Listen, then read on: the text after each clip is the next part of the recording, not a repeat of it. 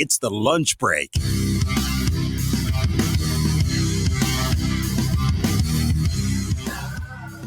A introductory press conference, a series win, and a Kevin Durant trade right around the corner.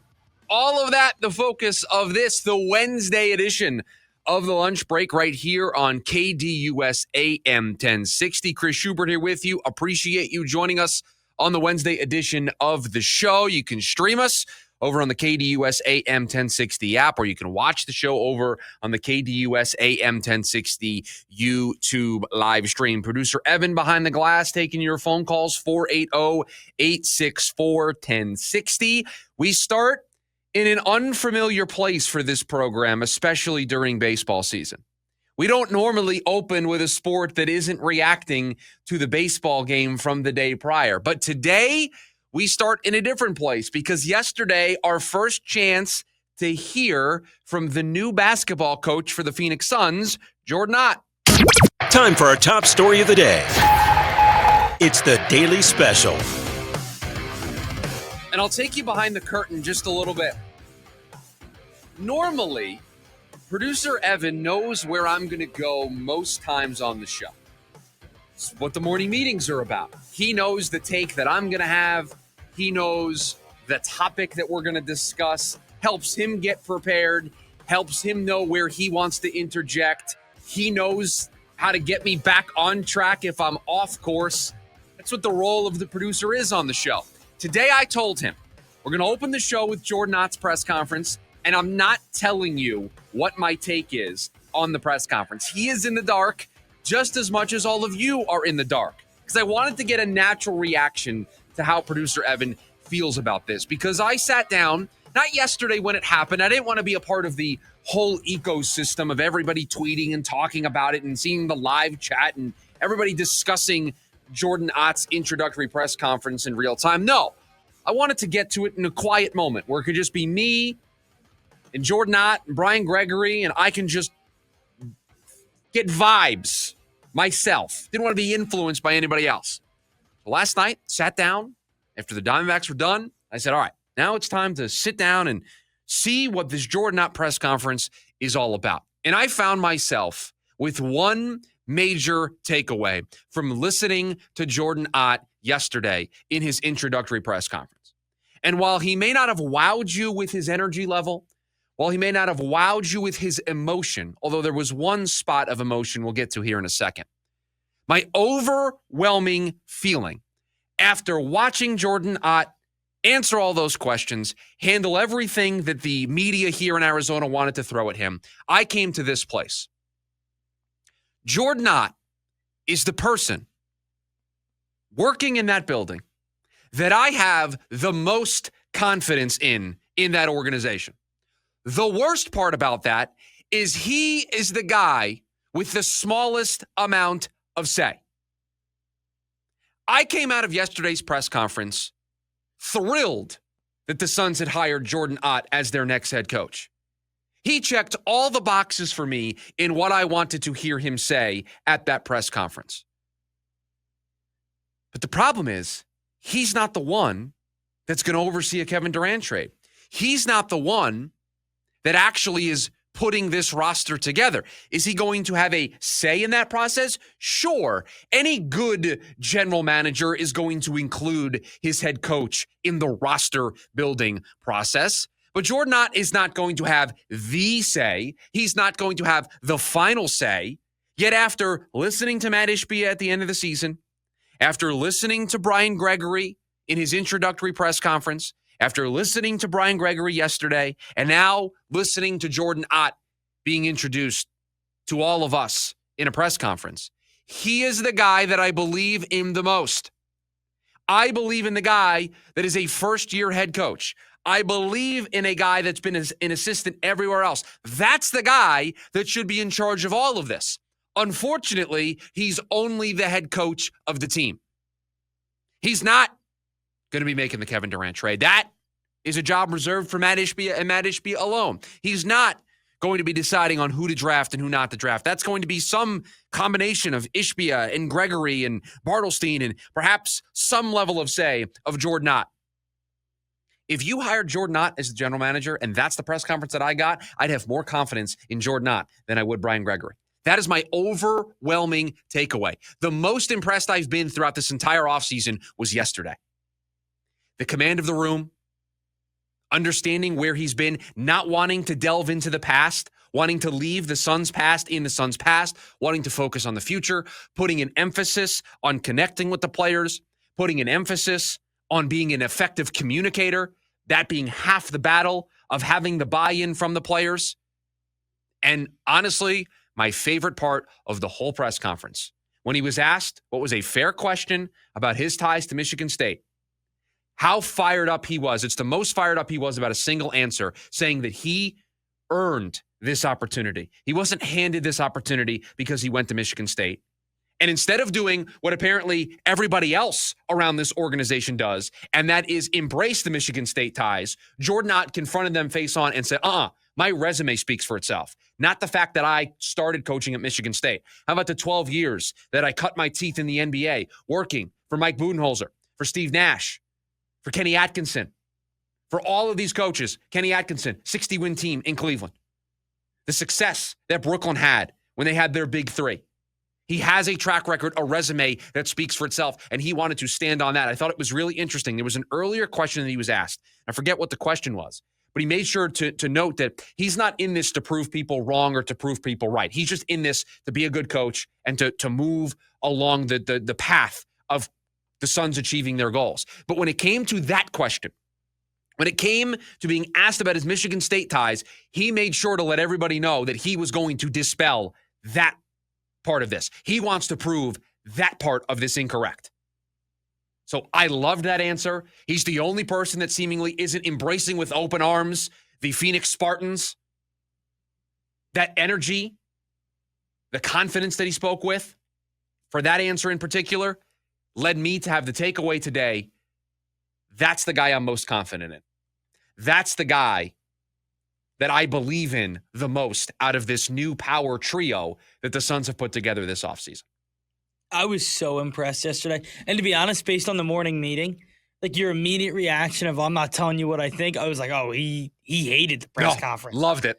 And so I was confused sitting in my chair for a while. But no, I thought if you wanted somebody to be charismatic and work the room, it's not really what you got. Let me stop you right there. If you wanted that, you got it last year. You got it with Coach Bud. Coach Bud in his introductory press conference gave you the charisma. He gave you the energy. He gave you the feel-good story of an Arizona kid returning home to coach the team that he grew up rooting for. And he had the energy, and he had the emotion, and he had everything that people said Jordan Ott didn't have yesterday. Where'd it get you? Where did that get you? You don't have to win the press conference. You can't lose the press conference, but you don't have to win the press conference. But in my mind, Jordan Ott won me over yesterday. He won me over. I thought he won the press conference. Why? Because he's the only person out of anybody over there that I think is even remotely close to moving things in the right direction. When we were talking about the Cardinals draft, we used one line a couple times. Substance over sizzle. Yes. That was yesterday's press conference. It was, here's what I did. Here's what I'm going to do. Here's how we're going to run things. There was no ifs, ands, or buts. It was straight to the point. I'm coming right at you. Here's what I've done. Michigan State pushed that to the side. That doesn't matter. And here's what we're going to do. We're going to attack player development. People are going to work hard. We're going to build a culture. We're going to, not aligned, but together. It's a big thing he focused on. Although we did get one. We did get the alignment. And it was a very good job by Brian Gregory. He's not unaware. He referred to it as a buzzword. He kind of chuckled and he used it one time, and I thought it was a good usage of the word. And now we can move on. Comic relief? Yes. A little bit. I respect that he's able to make fun of himself. 100%. Again, yesterday is the best I felt in a long time about this basketball team. But again, I feel good about the coach. I still don't feel good about the general manager. I still don't feel good about the involvement of the owner. And unfortunately, that matters more than how great of a job we thought Jordan Ott did yesterday. What matters more is how meddling is Matt Ishbia going to be when it comes to a Kevin Durant trade? How involved is Matt Ishbia going to be when it comes to putting together a roster? And how much say is Jordan Ott going to have? I hope it is a heavy say, because you listened to him yesterday, humble, understood the hard work it took to get here, understood the hard work it's going to take to stay in this position. Now, they're just words. We have said with this team and a bunch of other teams here in this town, actions are going to speak louder than the words. But when the words so far this offseason have not been very good around the Phoenix Suns, I'll take some good words. I was happy to have some good words yesterday. I was happy to feel good coming out of a press conference yesterday. I just hate that the most confident I felt is when the head coach speaks. He felt like the adult in the room. The problem is the kids are in charge. That's the problem. The adult in the room, Jordan Ott, isn't the one that's going to say, I want this trade package for Kevin Durant over that trade package. Or this is the guy I want to draft instead of that guy. These are the players we should target in free agency. Now, maybe I'll be proven wrong, and Jordan Ott, because of, hey, maybe they're telling the truth. The alignment. Maybe it will be a more collaborative process, and Jordan Ott will be able to put his fingerprints on the roster. That would make me even more confident about the direction that this team could potentially go in. But it is an uphill battle for the head coach to win these tug of wars over a GM and an owner. You're the low man on the totem pole. But unfortunately, the low man on the totem pole is the only one that's making sense right now. He's the only one that is giving, at least me, the confidence that this team has a chance of turning this boat around. And we have said before, you want to turn a big boat around? That takes a while. That takes some time, takes some effort. So this is not going to be a quick fix. And I liked that Jordan Ott embraced that. He said, it's not going to happen overnight.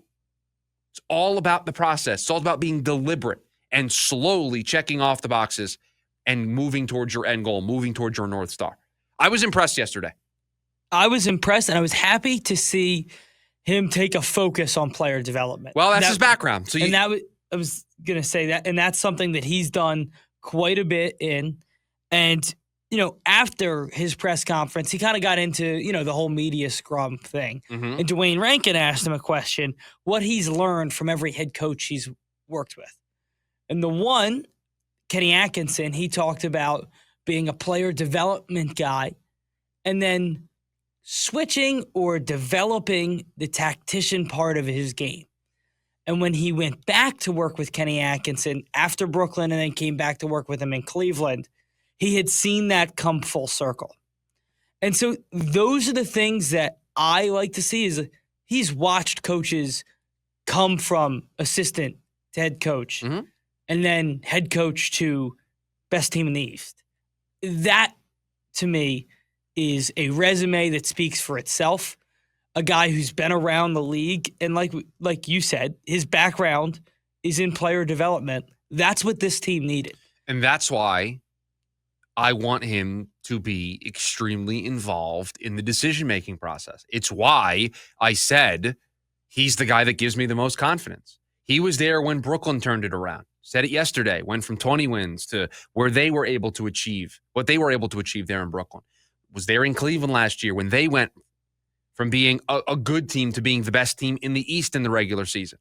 And so there's value in all of those stops. There's value in all of those learning experiences. And guess what?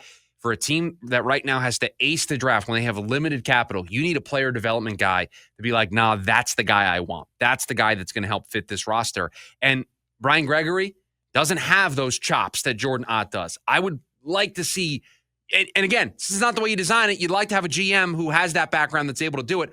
But I want Brian Gregory to defer to Jordan Ott a little bit here. Because, again, that's the guy that has given me the most confidence so far in this process. So super impressed with Ott yesterday. Unfortunately, it can't make me feel all that much better about the situation, considering he's the low man on the totem pole.